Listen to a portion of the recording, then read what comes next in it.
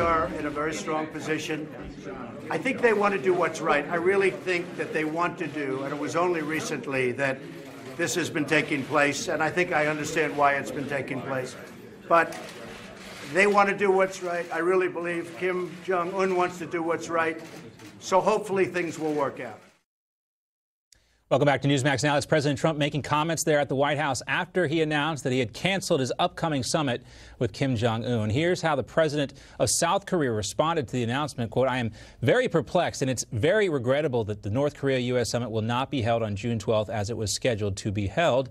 South Korea also called an emergency meeting in the aftermath of the decision. Joining us now to discuss this in more detail is the columnist for the Daily Beast, Gordon Chang, is also the author of The Coming Nuclear Showdown. Gordon, great to talk to you as always. Thank you so much. All right, give us your quick take on President Trump scrapping the summit. Obviously, it took South Korea by surprise. Did it take you by surprise? It took me a little bit by surprise, but President Trump did the right thing because the North Korean words were just inconsistent with holding a summit. I actually would have, if I were president, what I would have done is I've reach out to Kim Jong-un publicly and say, look, do you want to meet on June 12th in Singapore? Yes or no? And that way, put the onus on Kim. This way, we have the South Koreans and the Chinese banging on us, blaming us for the breakdown in the summit. But nonetheless, the president did the right thing because when they stood up the U.S. negotiating team in Singapore, the one that was sent there to work out the logistics, it was clear that the North Koreans didn't want to meet. We know that the Chinese have been busting UN sanctions, and their attitude over the last couple of months has really deteriorated on this.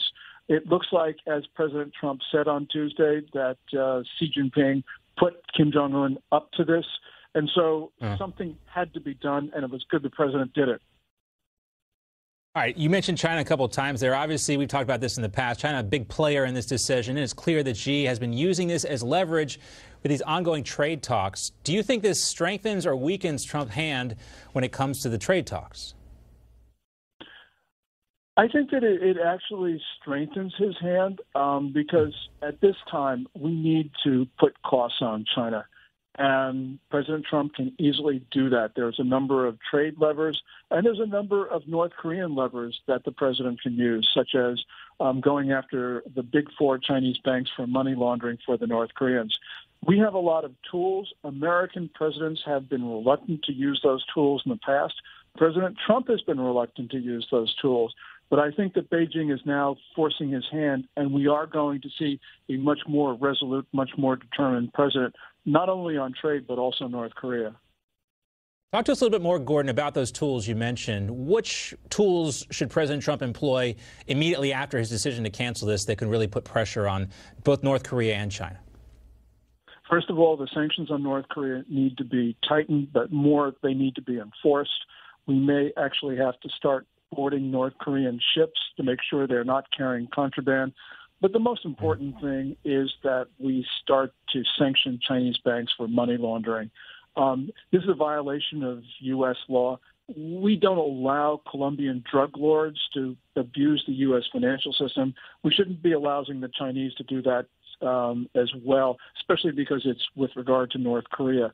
All four of the big four banks, as I mentioned, have been money laundering for the North Koreans. We can essentially unplug them from the global financial system. Yes, that would cause shock, but the shock would be not nearly as great as if we had a war. And that, unfortunately, is one of the alternatives to imposing costs on China. Gordon, that's a sobering account of things, but it's important to get your take on this. As always, great for getting that, and thanks for being here, sir.